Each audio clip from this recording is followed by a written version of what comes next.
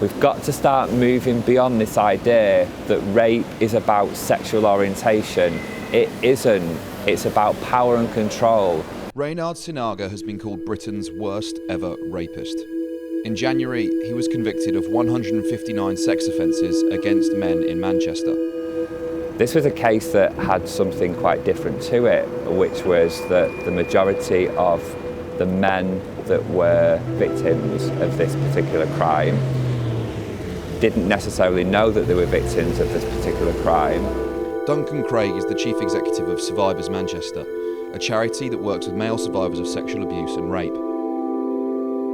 He was closely involved in advising the police in supporting Sinaga's victims. So you can see we're at outside factory, just over the road, literally a stone's throw, 300 feet. We've got 5th Avenue, all of these places around here where people are just having a night out. Just like everybody else, a few too many drinks, come out for a cig, hang out on the street for a bit, can't get back in, or get lost from the mates, and what happens?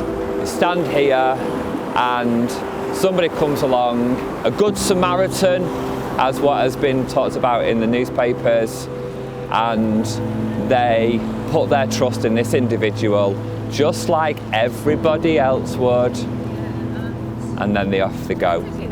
And sadly, that's where things took a turn for the worse.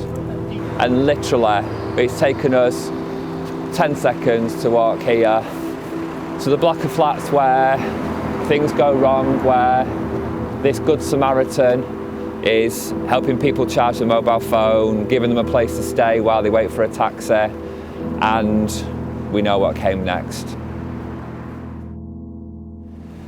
This was a case that had something quite different to it, which was that the majority of the men that were victims of this particular crime didn't necessarily know that they were victims of this particular crime. The majority of the men are young heterosexual men that are around the student area, that hang out in places like Factory and 5th Avenue, so it felt a bit different.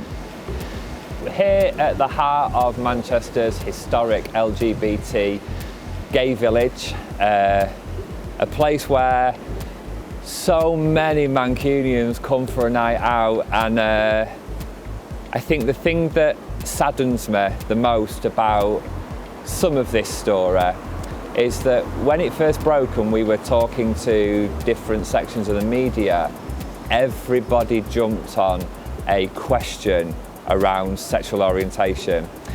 Because we're talking about male victims of rape, and because we're talking about men and rape, there was this automatic assumption that this was something that had happened here. It wasn't. It was something that had happened 700-800 yards down the road. We've got to start tackling this stigma. We've got to start moving beyond this idea that rape is about sexual orientation. It isn't. It's about power and control.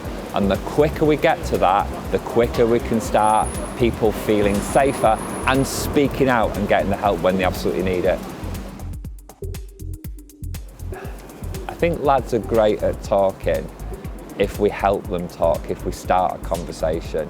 So yeah, we need to move on, you've got my back, from if someone's trying to kick me head in, to I've had too much to drink and I need to get home. And I think on the whole, honestly, I think as men, we're really good at looking after each other. There's loads of messages around making sure that women are not on their own at night, that anybody that is out on their own that's a female is looked after. We need to stop thinking about just one particular type of person. I need to think about everybody.